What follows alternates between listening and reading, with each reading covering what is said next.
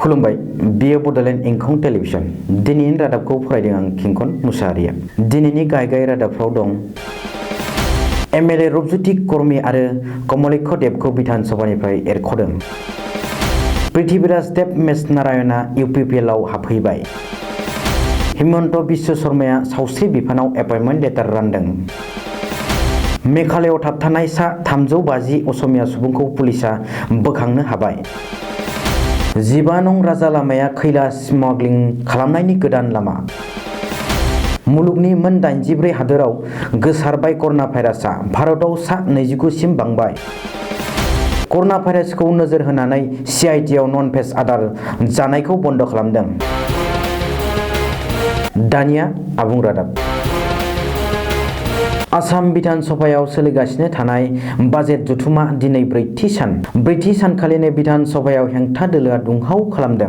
बिधान सभायाव सोमजिनाय बे दुंहाव थासारिखौ होबथानो थाखाय दिनै कंग्रेसनि एमएलए रूपज्योति कर्मी आरो कमलेश देबखौ बिधान सभानिफ्राय होखारहरदों। बिधान सभानि बुंथिगिरिया मार्शेल लागायनानै सानै एमएलएखौ दिनै बिधान सभानिफ्राय होखारहरो। सुलुङाव मिथिनो मोननाय बादिब्ला बिसोर सानै एमएलएआ साहा बागाननि जेंना आरो बेकारनि जेंना आरो बन्द जानानै थानाय रायजोनि मोननै पेपार मिलनि बागै सोरखारा लानाय हाबाफारिनि सायाव रायखांनानै बिधान सभायाव खुद्रिखांदोंमोन। बबेखानि सोरखारा हाबा मावनायाव फेलें जानायखौ बिधान सभायाव सावरायनो खाबु होयैनि थाखाय दुखु मोनदों होननानै बिधान सभानिफ्राय होखारहरजानाय एमएलए रूपज्योति कर्मीया सुलुङाव बुंदों। गोदोनि राज फोलेरनि उन जोलै होनना मिथिजानाय पृथ्वीराज देब मेस नारायणआ इउपिपिएलआव हाबहैबाय।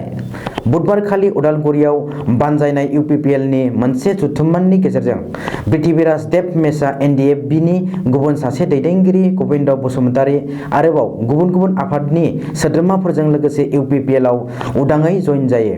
बबेखानि इउपिपिएलआव पृथ्वीराज देब मेस नारायण गबिन्द बसुमतारीनि अनगायैबो बिपिएफ आरो कंग्रेसनि माखासे सोद्रोमाफोराबो इउपिपिएलआव हाबहैनायखौ सुलुङाव बुंदों।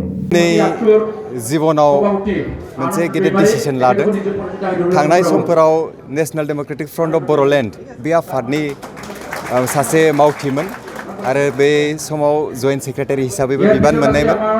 दिनै नाथायबा बे आफादा 27 अक्ट'आव थांनाय जानुवारिनि 27 अक्ट'आव मोनसे गोरोबथा जाखांनायनि उनाव दिनै आफाद हिसाबै आरो बेखौ कन्टिनिउ खालामनायनि मोनसे बेबायदि जेबो जाहोन गैलिया। जोंनि थांखि बिथांखियाव जों सफैबाय।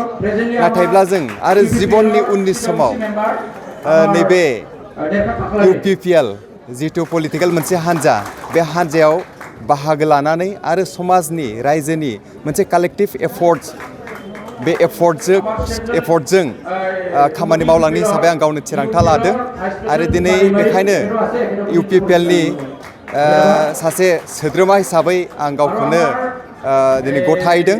And I am committed to works with UPPL. बेबायदिनो जों जोंहा मावनो गोनां गोबां हाबा थागोन।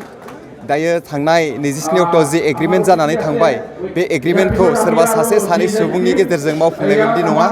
बेयो मोनसे पलिटिकेल एरेन्जमेन्ट आरो बे पलिटिकेल एरेन्जमेन्टखौ मावफुंनो थाखायब्ला जों पलिटिकेलिनो बेखौ हेन्डेल खालामनो नांगोन।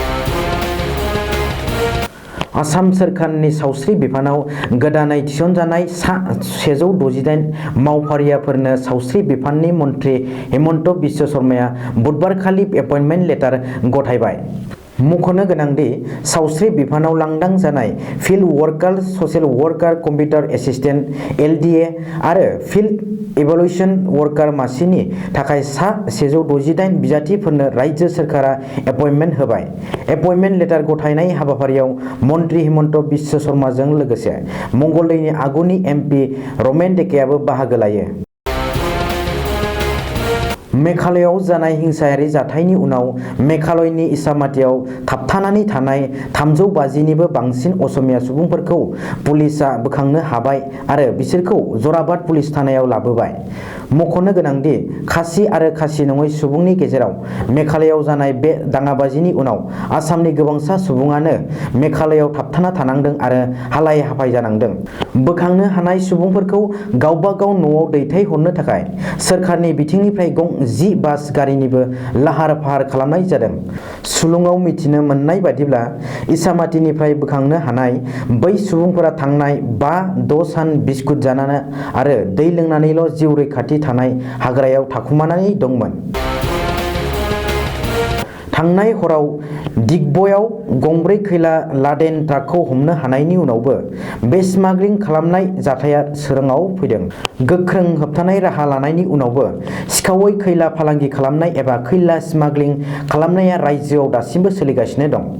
सुलुङाव मिथिनो मोननाय बादिब्ला खैला स्माग्लिं खालामनायनि थाखाय सुरां फालांगियारिफोरा 12 नं माहारियारि राजा लामाखौ गोदान करिडर खालामदों। बबेखानि सुरां खैला ट्राक बारहोनायनि थाखाय धेमाजि जिल्ला हान्थामेला बिफाना गंफ्रोम ट्राकनिफ्राय 30,000 निफ्राय 40,000 रां लायो होन्नानैबो मिथिनो मोननाय जादों। रिपर्टनि बादिब्ला सुरां खैलाखौ 12 नं राजा लामाजों धेमाजिनिफ्राय बगिबिल दालांजों बारहोयो। मानसि जिबिखौ फोजोबस्रांनायनि लामायावसै कर'ना भाइरासआ। सानथामनि गेजेरावनो मुलुगनि मोन 84 हादोराव गोसारबाय। भारतआवबो सा 29 सुबुंनाव कर'ना भाइरासनि पजिटिभ रिपर्ट मोनबाय। बिसोरनि गेजेराव दिल्लीआव सा 19 सुबुंनाव कर'ना भाइरास मोनदों। बेनि गेजेराव सा 16 सुबुङा इटालीनिफ्राय फैनाय दावबायारि।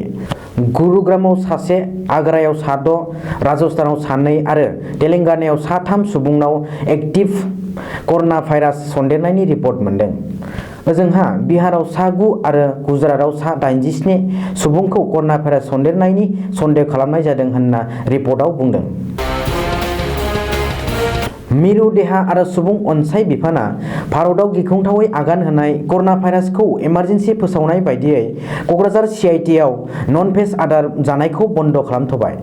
कर'ना भाइरासनि गिख्रंथाव गोसारनायखौ नोजोर होनानै CITनि खुंथाय बिफाना बुधबारखालि CITनि बेंखननि सिङाव आरो हस्टेल, मेस, केन्टिन आरो सोरगिदिं नन-भेज आदार जानायखौ बन्द खालामनानै मोनसे नटिसलाइ फोसावनानै होयो। बबेखानि गोदान नटिसलाइ फोसावफिननांगौमानि नन-भेज आदार मोनजानाय नङा होनना क'क्राझार CITआ गोख्रों राहा लादों। दिनैनि रादाबा एसेनोसै। गोजोन्थों।